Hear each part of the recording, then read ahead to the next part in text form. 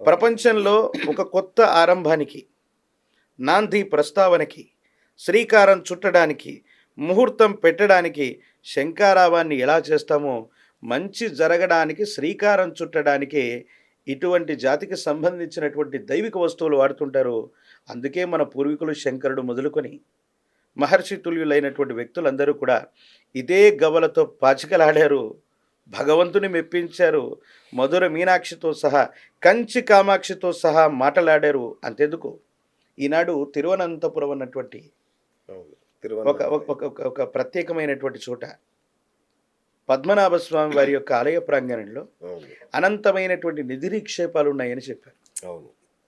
వీటిని వెలికి తీయవచ్చా? తీయకూడదా? మనకు దైవ సంబంధమైనటువంటి విషయాల్లో ఏవైనా ప్రశ్నలు వస్తే మనకున్నటువంటి ఉపనిషత్తులో ప్రశ్నోపనిషత్తు అన్నటువంటిది ఒకటి ఉంది. ఓకే.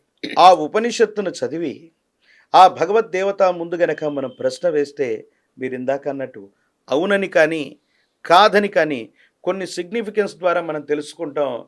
ఇది సాక్షాత్తు ఆ దైవతా స్వరూపమే చెప్పిందని మనం అర్థం చేసుకుంటాం. ఓకే. అందుకే వాటిని అలా ఉంచాం.